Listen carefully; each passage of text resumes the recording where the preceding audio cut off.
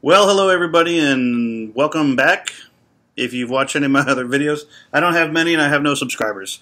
But first I'd like to thank today's sponsors, of which I have none because I have no subscribers. So this is going to be a God's Honest review of some gear that I have purchased, and that review is going to be of the Trex holster. I don't remember which kind of holster this is. It's one of their kydex inside the waistband holsters. I don't know if it's the Ragnarok. I don't remember. But let's get into the review. This is going to be unscripted. This is going to be unedited because I don't even know how to edit videos on YouTube because I don't know how to do that. If I did, I would. I'd make this an awesome video, but I don't. So it's just going to be me talking about the Trex inside the waistband holster, and I've got this gun for a Glock. 9mm Glock. That's my 19. Fits in there well. And the Glock 17 fits in there well. All guns are unloaded, and they have been cleared previously. So, what do I like about this holster? It's easy to get in and out. It fits both my 19 and my 17 very well. And the only thing right now that I have to work on is the retention, because this gun just, just falls out of the holster. So I have to work on the retention. That's on me. That's not on the holster. But let's go ahead and talk about that was the 17. This is the 19. So let's talk about what makes a good holster. As you've probably seen from Active Self-Protection, a good holster requires that the trigger guard is completely covered and the magazine release is not covered, and it stays in the holster. So it definitely meets the trigger guard being covered, but I got to adjust the retention so that it doesn't fall out so easily, and that's just on me. The things that I don't like about this holster is that it's not comfortable. I am about 50, 60 pounds overweight, and I have a little bit of a belly, and I actually carried this today as a kind of like a test. I knew it wasn't going to be comfortable, but I thought maybe I'll carry it and, see the best I can do with it. And come to find out, it's a great holster. I really like it. If I was skinny, this would be my carry holster. I would carry appendix all day, and I would love it, and it would be great, but I'm not skinny. I'm actually fat, and see, the magazine actually stays in there. The magazine, I have the retention set the right way for the magazine, but I don't have it set right for the gun. But because I'm overweight and because I have a big tummy, this is not comfortable for me, and it kind of actually sticks out a bit too, because my stomach kind of pushes it out, and then it's not comfortable, and I'm always fidgeting with it, and it doesn't quite sit on my belt correctly, and there's a whole bunch of things wrong in that regard. Now, I haven't made any adjustments to the height of this thing here. There's these screws where you can put things higher and lower, and I'm sure that may be a fix for me. I don't know, but as far as this holster is concerned, I really like it. I like the appendix carry. I've been carrying strong side outside the waistband holster. I just did a video about my Black Hawk Serpa holster that I carry outside the waistband on strong side, and so this is my inside the waistband appendix carry, and I really like appendix carry. I like that clear the garment, draw, and present. I like it better. I'm an armed security guard, so I carry a gun every day for work, and then I carry a gun every day that I'm home and not at work. So I carry a gun every day. When you talk about everyday carry, it's every day. I don't leave my house without my gun. So the Trex inside the waistband kydex holster is a great holster, but it's just not for fat people.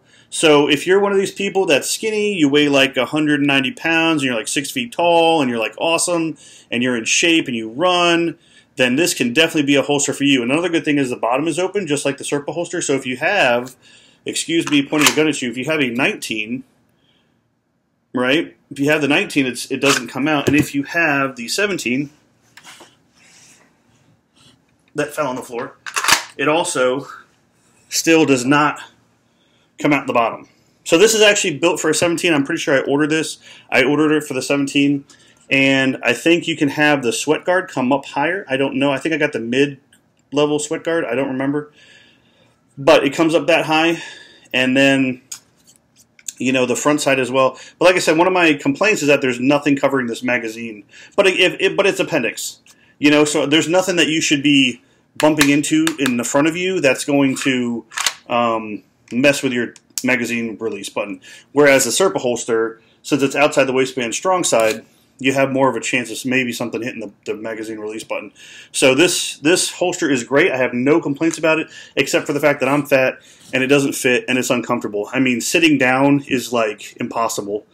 I was at the movies today, and I carried this just to see what it was like, and I literally ended up taking it out of off my belt, and I just kind of sat it in my lap because it's really, for me, it's not workable. Sitting down is not comfortable. Even standing up, because of my stomach kind of pushes it forward, it digs into my appendix, if you will, or my groin area where my bladder would be, and it's just not comfortable.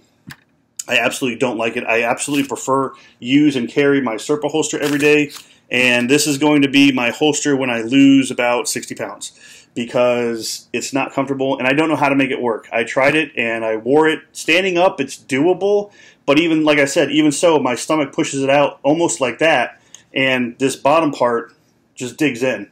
There's nothing, down here that's anything but plastic and kydex. That's all this all is, and then there's like metal things, braces and things like that. So there's nothing in here that's built for comfort, but it's built for rigidity and it's built for durability, which I think it is. I mean, this thing is, a solid piece. So nothing bad to say about it, honestly. It's I can't wear it because I'm overweight, and that's my fault. That's nothing to do with the holster.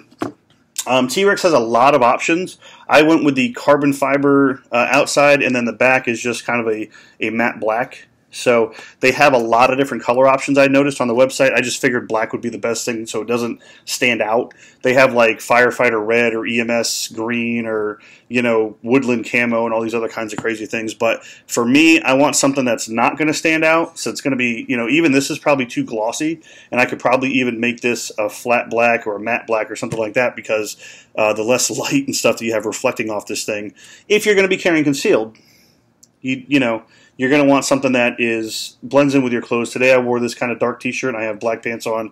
So, things that blend in with the colors of the stuff you're wearing.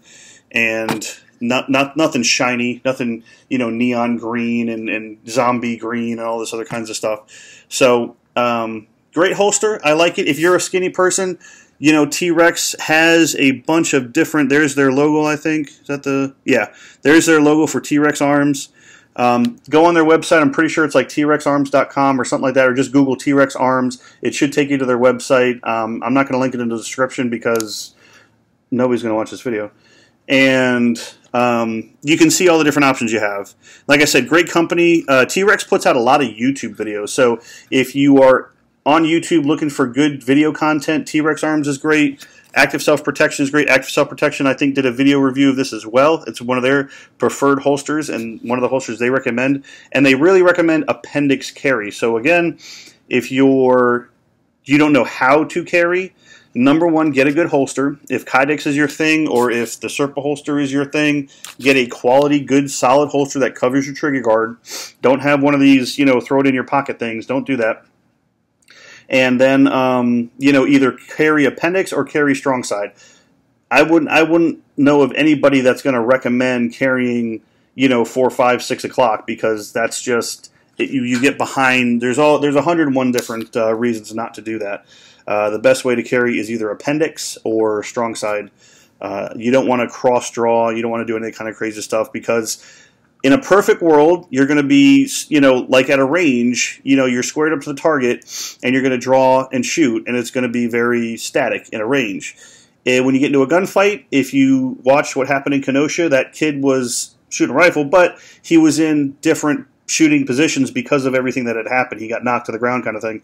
And when you're dealing with deadly force, when it's gotten that violent, the odds are not impossible that you're going to end up on the ground. So there's another video of the controversial guy who was yelling at the handicap park person. The dude comes out, pushes him to the ground. He's on the ground.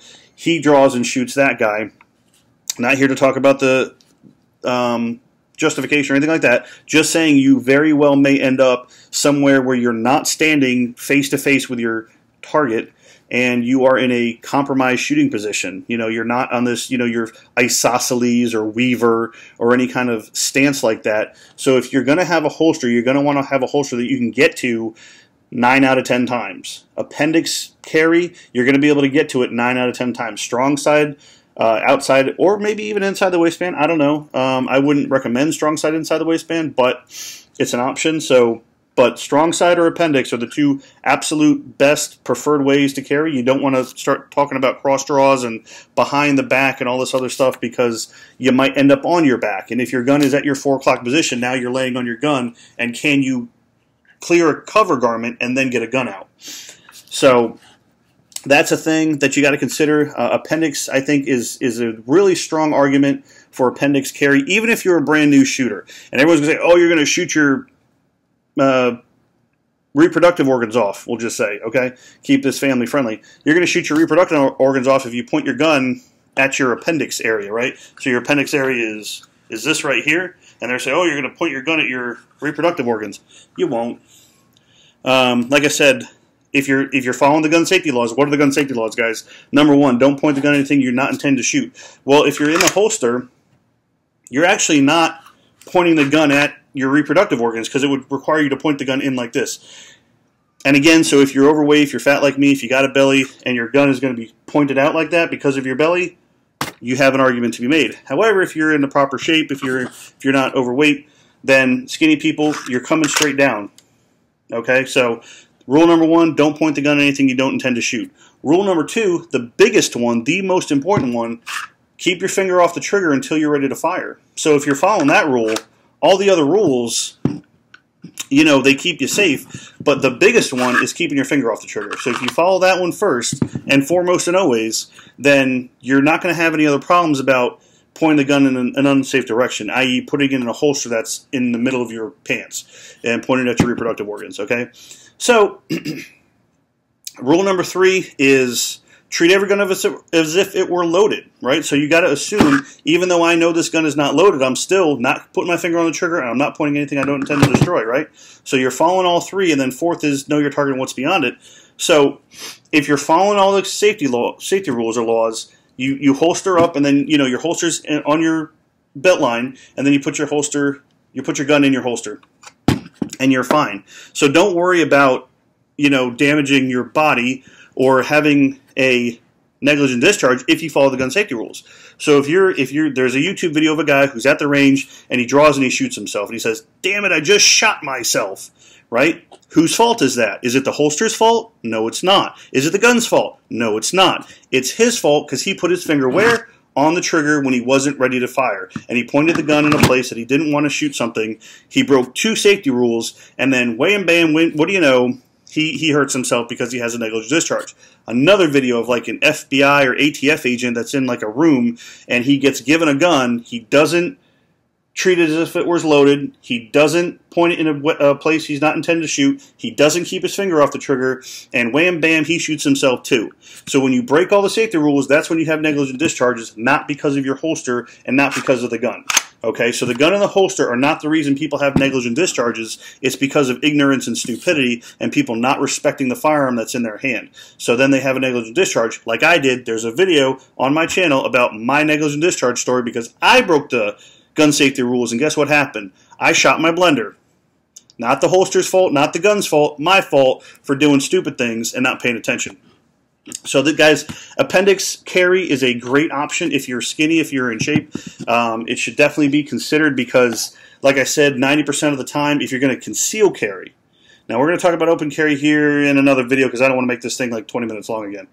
But if you're going to conceal carry, inside the waistband, appendix-style kydex is a great option for you. If you're overweight, if you're fat like me, you got to consider outside the waistband because inside the waistband kydex, it's so uncomfortable. Like I had such a problem with this today. I literally took it off my belt twice when I was once at the movies, and then again I went to dinner and I was sitting in the restaurant and I'm like, this is just so uncomfortable, my God. Ugh.